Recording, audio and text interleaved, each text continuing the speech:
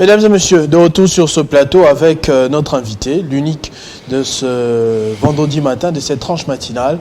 Il est le président du FNJ Lualaba, président provincial du FNJ dans la province du Lualaba, monsieur Séraphin Kassage. Bonjour et bienvenue. Merci beaucoup, bonjour monsieur le journaliste Christopher. Alors, déjà d'entrée de jeu, je dis FNJ, je n'ai pas voulu vous retirer les mots de la bouche parce que j'aimerais que vous puissiez nous présenter cette structure, tant au niveau provincial que national. C'est quoi le FNJ? Le Forum national de la jeunesse, FNJ en abrégé, c'est une plateforme qui regorge à son sein des associations de jeunes, membres de la société civile, mais aussi les ligues de jeunes des partis politiques, tant de l'opposition que de la majorité. Donc, les objectifs sont majeurs, c'est fédérer, n'est-ce pas, tout ce qui est comme des objectifs des associations des jeunes, de telle sorte que nous puissions les amener au plus haut niveau. Par exemple, au niveau provincial, comme vous le savez, nous avons aidé plusieurs structures pour avoir du financement. Et nous avons aidé plusieurs structures, n'est-ce pas, à pouvoir se lever, n'est-ce pas. C'est ça notre rôle. Au niveau national, bien sûr, il y a des structures de jeunes qui conçoivent des projets et nous finançons à hauteur de tout ce que nous pouvons avoir comme petites ressources. Donc le FNJ, en bref, c'est une plateforme, n'est-ce pas, à laquelle se meuvent des structures de jeunes, n'est-ce pas, comme je venais de le présenter.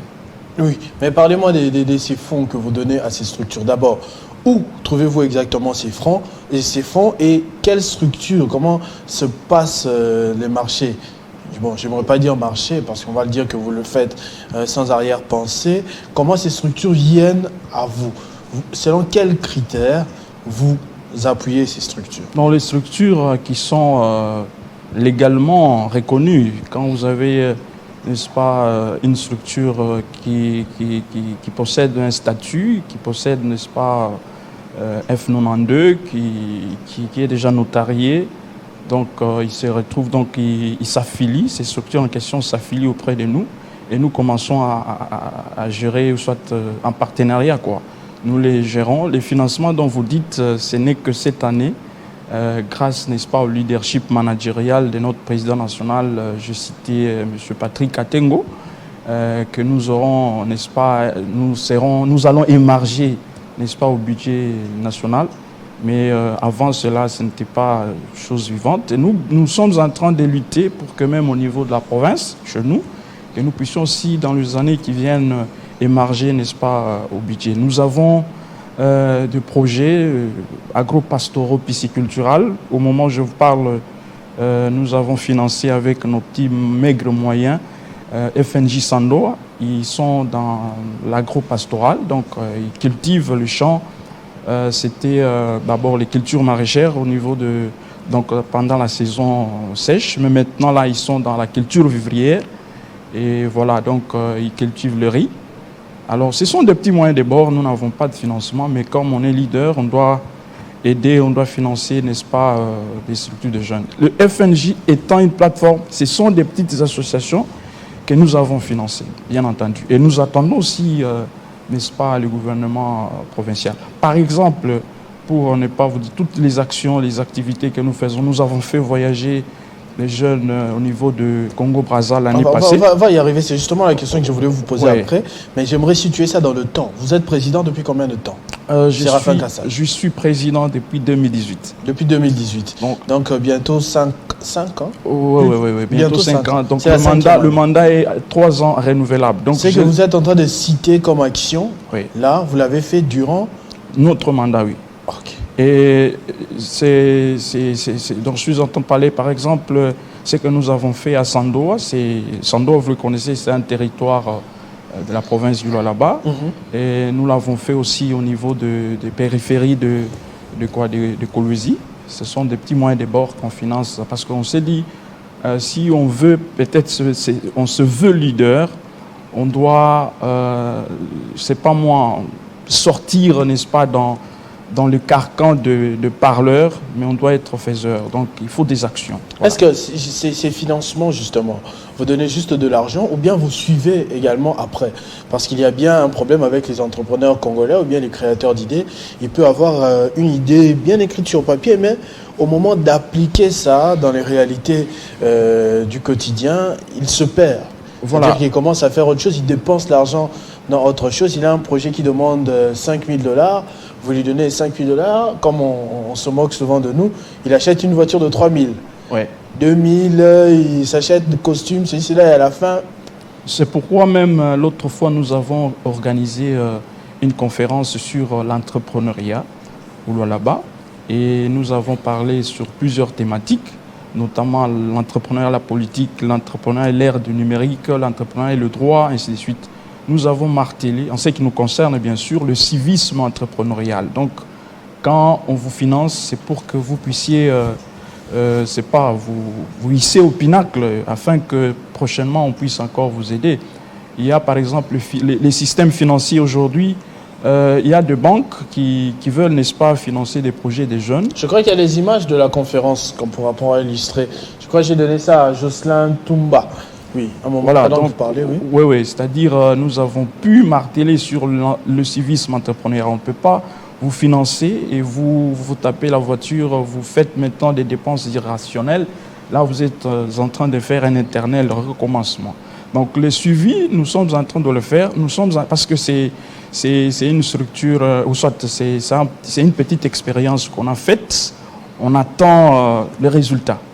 Ça, c'est très bien. Donc, au-delà de donner les financements, mais aussi vous suivez de près. Est-ce que ça, c'est bien une des conférences ou ça, c'est autre chose? Oui, là, c'est ma structure dont je suis autorité morale. Ah, vous êtes au-delà de président provincial FNJ, vous êtes aussi autorité morale? Ouais.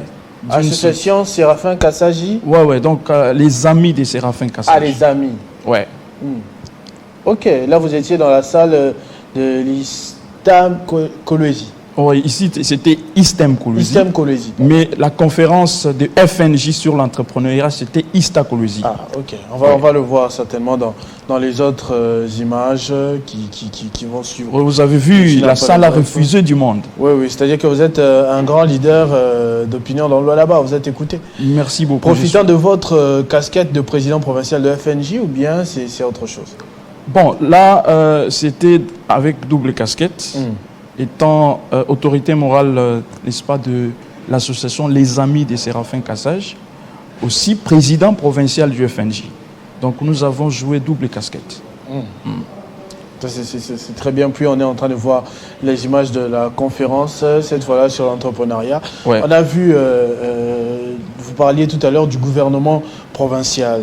Quelle est l'influence du gouvernement provincial dans votre action au niveau du FNJ là-bas? Je profiterai de cette occasion pour remercier son Excellence Madame le Gouverneur parce que toutes les actions que nous menons, c'est grâce à son apport financier, bien entendu. Et nous considérons qu'elle est vraiment la marraine de la jeunesse et qu'elle continue comme ça parce que quand vous soutenez la jeunesse, donc vous soutenez l'avenir. Ah, ça c'est très bien. Oui. Mais on sait que la province du Lualaba a été quand même secouée. Vous parlez de votre mandat depuis 2018. C'est cela. Avant Madame Masuka, il y avait Monsieur Mouyej. Et puis à un moment, gouverneur, vice-gouverneur, respectivement, se sont embrouillés. Et on a senti la province un tout petit peu divisée dans les plateaux de télé, que ce soit sur les terrains, des affrontements de temps en temps. Vous qui gérez une aussi importante structure de la jeunesse, quel rôle vous avez joué, quelle position vous avez eu à prendre dans cet événement qui a marqué la province? Nous avons pris la position de neutralité. Pourquoi? Parce que je sais son Excellence le gouverneur Mouyej, je peux dire gouverneur honoraire. J'ai beaucoup de respect pour lui. C'est un père de famille, c'est un patriarche de la province du Lualaba. Et je ne peux pas, dans cette turbulence, c'est pas buter sur le tard, parce que je ne connaissais pas les causes profondes, n'est-ce pas, de ce qui les a désunis. On peut entendre, mais on n'écoute pas. On peut connaître, mais on ne sait pas. Vous voyez un peu? Et puis, je ne peux pas buter sur le tard, entrer dans ces conflits, parce que je sais que Madame le gouverneur fait très bien son travail en tant que gouverneur. Aujourd'hui, le Lualaba, c'est vraiment un grand chantier. Donc, les infrastructures sont partout. Nous voyageons par le passé dans de très mauvaises conditions des Kassaji, Sando, à Kapanga. Mais aujourd'hui, avec son leadership féminin, on sent qu'elle travaille sérieusement. Donc, cette route, elle est praticable. Et nous sommes sûrs, avec, n'est-ce pas, l'acquisition de plusieurs ateliers, qu'on va, n'est-ce pas, construire la route Kolwezi-Dilolo pour que nous puissions, n'est-ce pas, nous lier à l'Angola. Donc, voilà, avec l'Obito, ainsi de suite. Donc, ce sont des gros efforts qui sont en train d'être faits. Moi, je ne peux pas, n'est-ce pas, être là pour buter sur ce que je peux dire, conflit sur les sexes des anges, je m'excuse le terme. Donc, moi, j'ai pris la position de neutralité, je respecte tous les deux. D'ailleurs, pour votre information, tous les deux grands leaders du Grand Katanga, le fils du Lualaba, respectivement M. Mouyej et Mme Fifi Masuka, ils ont des enfants qui ont une éducation soignée. En principe, ce sont eux, ces enfants, qui devraient être, n'est-ce pas, dans les antagonismes. Mais je ne les ai jamais entendus faire ce genre de choses. À combien plus forte raison, nous, qui sommes d'ailleurs leurs travailleurs, leurs collaborateurs. Donc, j'ai du respect pour tout le monde. C'est ça ma position. Ça, c'est une bonne chose. Je vous poserai peut-être une autre question avant la pause, parce qu'on va faire une petite pause d'un minute d'information. Là, vous parliez de Madame la gouverneure, qui vous finance parfois, qui vous accompagne, oui. Et vous saluez cela. Mais vous, en retour, qu'est-ce que vous donnez à la province? Qu'est-ce que vous donnez comme accompagnement à la gouverneure de province? Oui, nous l'accompagnons. Premièrement, je suis son agent. Je travaille dans un service, une direction provinciale du budget. J'accorde mon savoir-faire pour ce qui concerne, n'est-ce pas, le gouvernement. Pour ce qui concerne le leadership juvénile, nous sommes là pour calmer, n'est-ce pas, les antagonismes qui naissent dans les jeunes, n'est-ce pas? Et quand elle a pris le règne du pouvoir exécutif en 2021, nous sommes allés, n'est-ce pas, lui présenter des civilités. Et au sortir, j'ai, n'est-ce pas, appelé la jeunesse, n'est-ce pas, au respect des autorités, n'est-ce pas, au respect, n'est-ce pas, aux institutions légalement établies. Je les ai appelés au calme, qu'ils ne puissent pas, n'est-ce pas, être dans les antagonismes. Nous avons cogité sur un très grand projet sur les logements sociaux et nous avons déjà acheté, nous avons déjà acquis, n'est-ce pas, une concession de 10 terrains avec nos propres moyens de bord, nous les FNJ bien sûr, et nous attendons son apport encore pour que nous puissions rendre vivante ce projet-là. Donc nous aidons en ce qui concerne le leadership. Nous avons des ambitions aussi dans les jours qui viennent. Nous allons nous présenter maintenant, donner, n'est-ce pas, notre projet de société. Et ça sera aussi pour le bénéfice, n'est-ce pas, de la province. Il y a des jeunes qu'on a fait un plaidoyer au niveau de la province. Ils avaient eu 100 000 $ comme financement. C'est grâce à nous. Donc nous aidons la province. Alors, on va revenir sur cette histoire, oui. Sur ces 100 000 $. Moi, j'aime trop l'argent. Alors quand j'ai entendu ces chiffres, ça m'a un peu tiqué. Je vais vous poser la question tout à l'heure. Vous allez nous raconter un peu cette histoire, comment vous avez aidé ces jeunes à avoir ce financement. Et bien sûr, on va parler aussi de votre ambition politique. Ce sera dans quelques minutes, vous l'avez suivi. Donc ne nous quittez pas. On prend juste la minute de l'information avec Moïse Tiamala et on revient continuer cet entretien avec M. Séraphin Kassaji, président de FNJ au Lualaba. Bonjour à vous, mesdames et messieurs.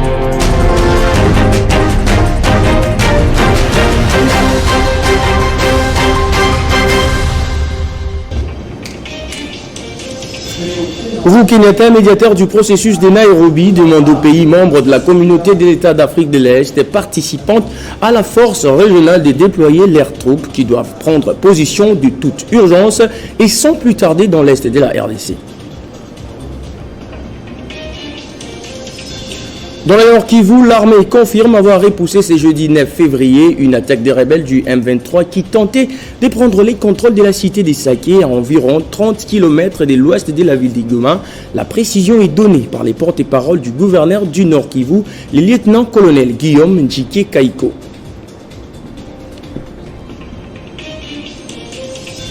Le ministre des Affaires étrangères du Mali, de la Guinée et du Burkina Faso ont tenu une rencontre ce jeudi 9 février à Ouagadougou.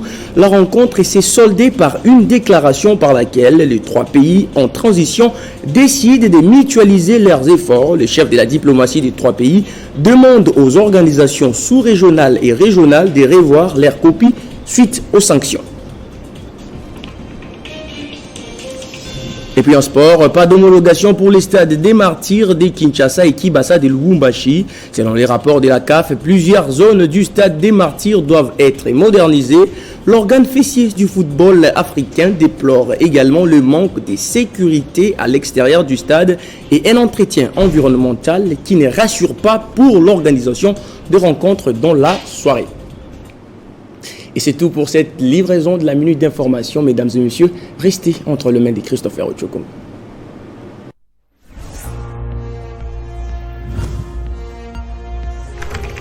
L'actualité reste en continu.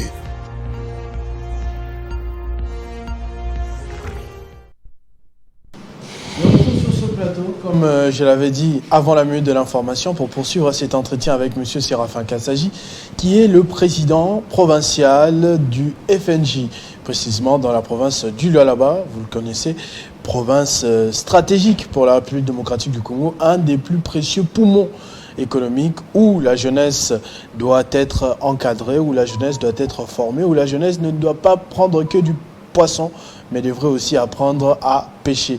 Vous l'avez suivi en première partie, c'est un peu le travail que fait le FNJ et son président au Lualaba depuis 2018, au niveau provincial bien sûr, il a cité au niveau national, M. Patrick Katengo. Exactement aussi.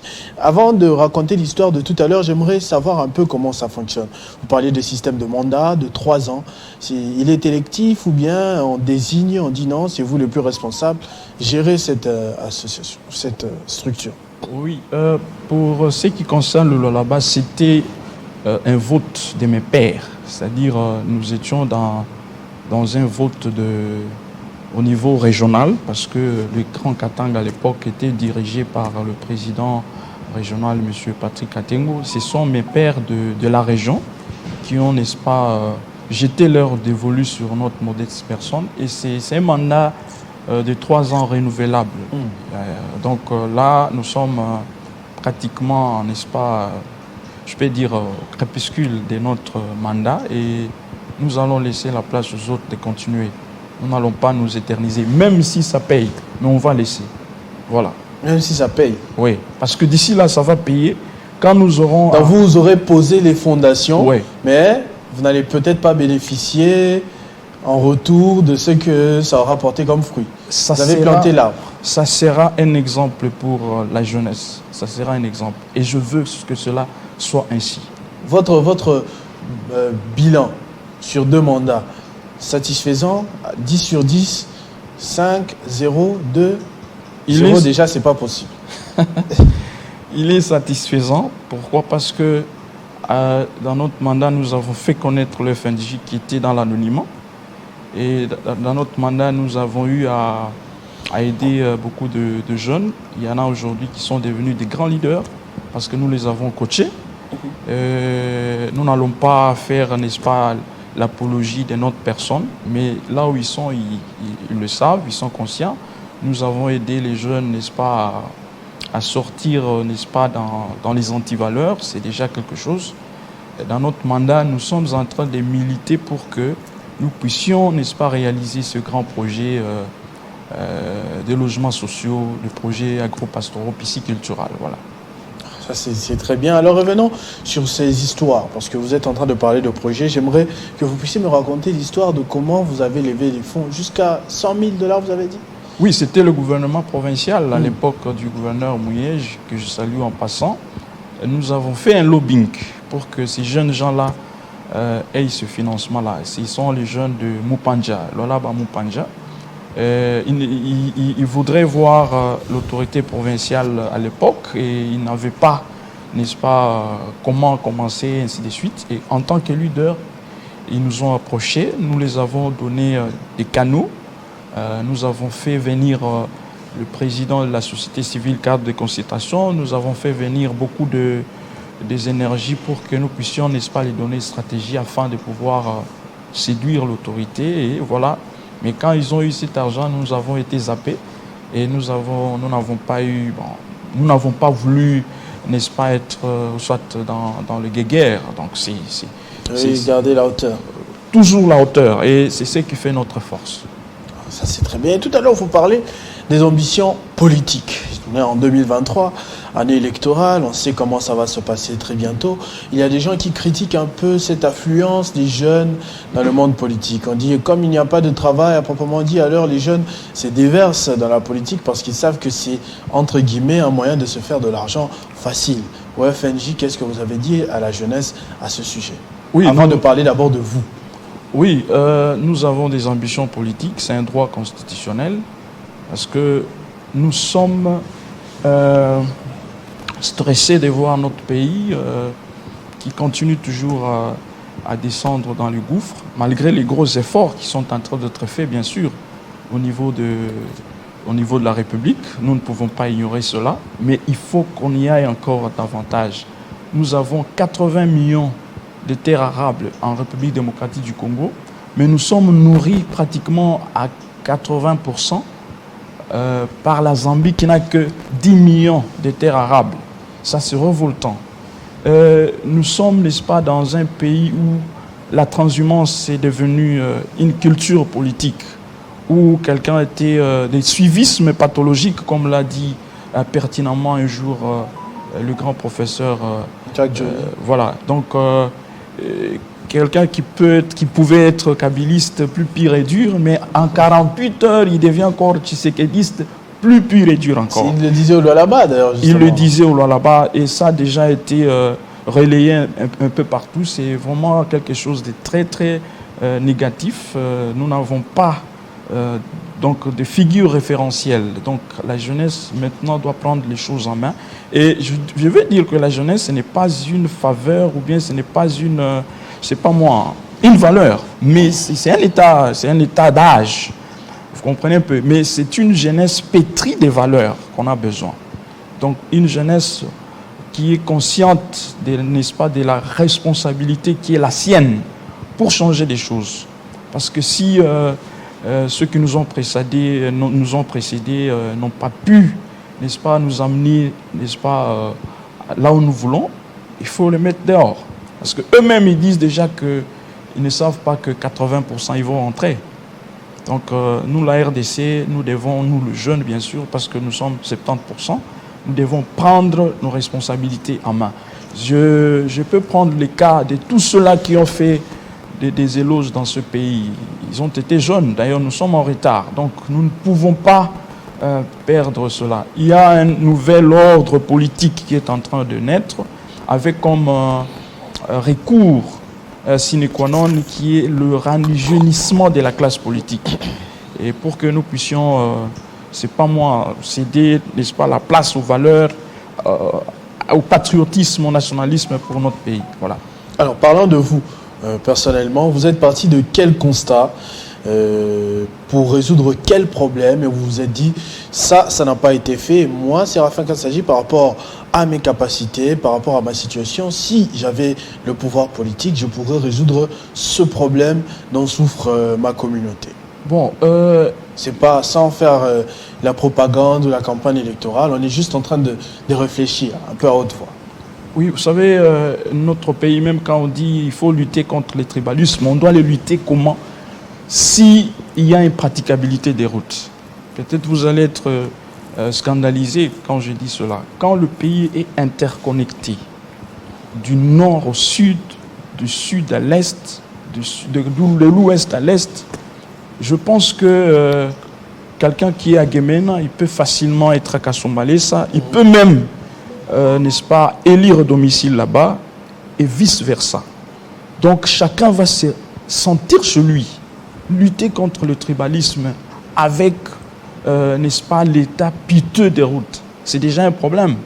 Donc quand on a, n'est-ce pas, le mandat, moi je pense que ça sera un des plus grands efforts que nous allons mener pour interconnecter le pays d'abord. Et nous allons faire même de loi pour cela. Nous sommes dans un pays, comme je venais de le dire, 80 millions d'habitants, ou soit 80 millions de terres arables. Mais il n'y a que 1% qui est cultivé. Mais ça, c'est horrible, c'est honteux même.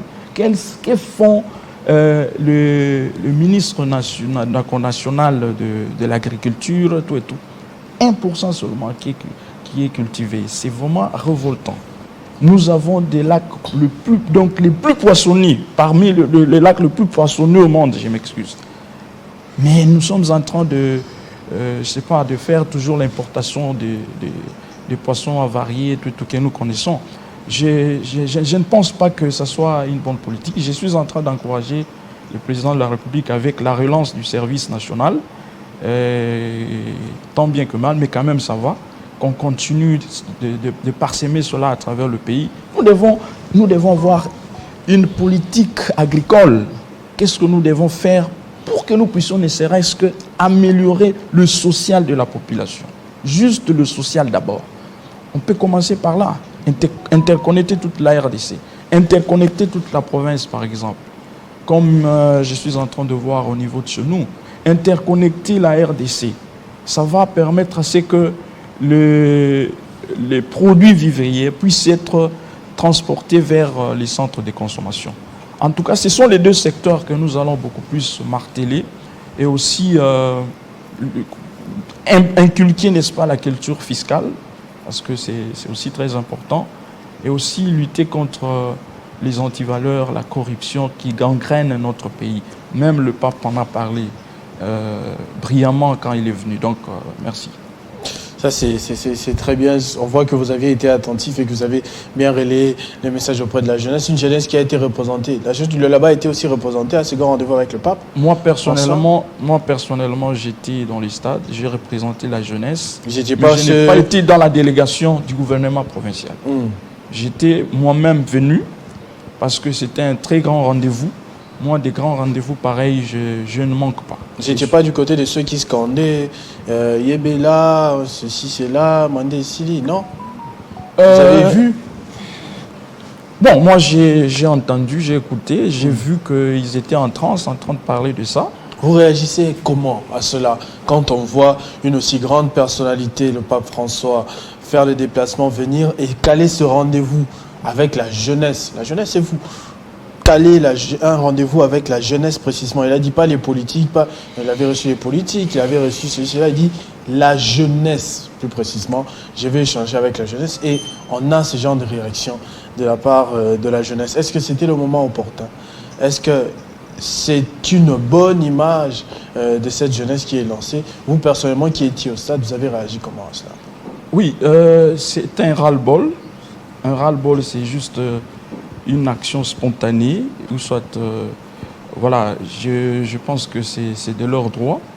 D'ailleurs, même pour le pape, il va comprendre qu'en RDC, il y a la démocratie, parce que tout le monde sait exprimer ce qu'il entend, ce qu'il veut, ainsi de suite. Mais je sais que le président de la République est en train de mener des gros efforts. Nous devons l'encourager. Nous devons l'encourager parce qu'à son avènement, on a vu le service national être relancé parce que, comme vous le savez, c'était l'un des piliers majeurs de la politique de Moussé Kabila. J'ai vu quand il a prononcé à la jeunesse, il a fait appel à la jeunesse pour se recruter à l'armée. C'était un ubi et orbi, je peux dire ainsi, parce que vous avez vu dans un mois tout simplement 10 000 enrôlés et ils continuent à se faire enrôler. C'est déjà quelque chose de positif. On sent que c'est un président qui dit un mot et on s'adhère. Il a même conseillé la jeunesse à pouvoir pas ingurgiter, mais inculquer la devise de ne jamais trahir le Congo. Et cela doit être la devise même de notre pays. Ne jamais trahir le Congo. Parce que quand vous détournez les deniers publics, vous faites la concussion, les antivaleurs, la corruption, Donc vous êtes en train de trahir le Congo. Et cela prouve à suffisance qu'il fait des efforts. Aujourd'hui, l'embargo qui avait frappé la RDC depuis des lustres a déjà été levé. C'est grâce, n'est-ce pas, à la diplomatie agissante du président de la République.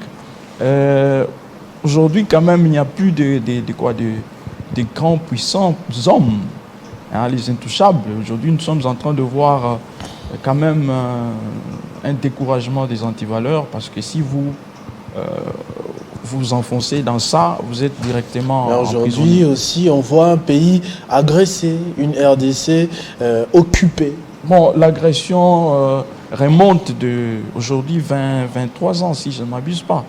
Donc, ce n'est pas à son avènement, et les gros efforts sont en train d'être menés.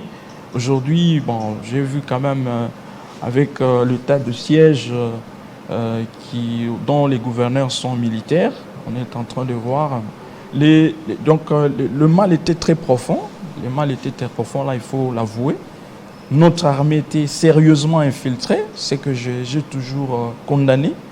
Comment on peut infiltrer toute une armée qui est un aspect de souveraineté, mais il y a des étrangers. C'est déjà un problème qu'il a trouvé. Donc, le mal étant si profond, c'était un système. Comme vous le savez, un système, c'est un ensemble des éléments liés les uns les autres, de telle sorte que si l'un tombe, les autres. Donc, travailler sur ce système et, je ne sais pas moi, les démanteler, ce sont des gros efforts qui demandent aussi du temps.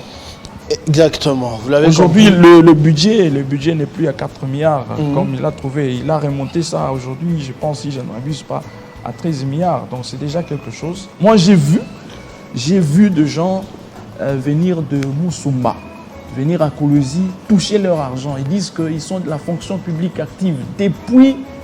Depuis qu'ils avaient commencé à travailler, ils n'ont jamais été payés. Et c'était la première fois. Moi, ça m'a touché. Je pense que si on lui donne encore le deuxième mandat, il va faire mieux. On va alors prendre votre dernier mot. Vous l'avez compris par ce générique, nous sommes à la fin de cette tranche matinale. Alors j'aimerais avoir votre conclusion par rapport à notre échange d'aujourd'hui. On va certainement se retrouver, M. Séraphin Kassage. Prochain rendez-vous, ce sera à quelle occasion? Que ce soit votre programme personnel, parce que c'est une année ambitieuse pour vous, mais aussi pour le FNJ. Nous sommes un dernier souvenir que vous allez laisser, quelque chose d'inoubliable. Je vais laisser le logement social et toutes les générations futures sauront que à la tête du FNJ Lualaba, il s'est passé un brave personnage. Et informer à la jeunesse, n'est-ce pas, de pouvoir faire confiance en nous. Nous allons nous enrôler la semaine qui commence, je crois mercredi ou jeudi. Et si je vois bien mon agenda, et j'invite toute la jeunesse de Lualaba, en particulier à Koulouzi, de nous accompagner pour aller s'enrôler, parce que c'est un devoir civique, et à tout le monde de s'enrôler, même ceux qui ont 17 ans révolus. Merci beaucoup, M. Séraphin Kassaji, d'avoir répondu à notre invitation. Je rappelle que vous êtes, oui. Je peux quand même saluer quelques personnes. Oui, allez-y, très rapidement pour terminer. Je salue son Excellence, Madame le gouverneur de la province. J'ai cité Fifi Mansou Kassaini. Je salue aussi le gouverneur Mouyej. C'est rare de voir cette combinaison-là. Quelqu'un qui, parce que généralement, ceux qui soutiennent Fifi Mansou sont durs. Et ceux qui soutiennent le gouverneur Mouyej aussi sont durs. Non, je dois les enseigner qu'ils cessent avec ça. Okay. Mouyej a fait son temps, il a fait des gros efforts pour la province de Lualaba. Maman Fifi est en train de faire encore mieux. Donc, tous, ils sont importants pour notre province. Dans l'histoire, en tout cas. Merci beaucoup. Donc, je salue aussi ma femme, Mariam Bouzouza, et les enfants Charm, Kassage et Delprune Kassage. Je vous aime beaucoup. Ça, c'est très bien, c'est très gentil. C'est vraiment mignon. Merci beaucoup. Président provincial du Forum national de la jeunesse dans la province du Lualaba, M. Séraphin Kassaji, nous a fait l'honneur d'être sur ce fauteuil et de parler de cette structure qui fait des miracles dans cette province, mais aussi on a profité pour parler de son ambition personnelle pour cette année 2023 qui, vous le savez, n'est pas une année comme toutes les autres. Merci beaucoup d'avoir suivi cette tranche matinale depuis 7 heures. Nous avons eu Escale sur le net, nous avons eu les 5 questions, nous avons eu la minute de l'information, nous avons vraiment passé beaucoup de temps avec vous ce matin. L'on se retrouve le vendredi prochain avec le même plaisir. Entre-temps, trouvez-vous. Alors je vous supplie de trouver des moyens pour vivre heureux et pendant 100 ans minimum.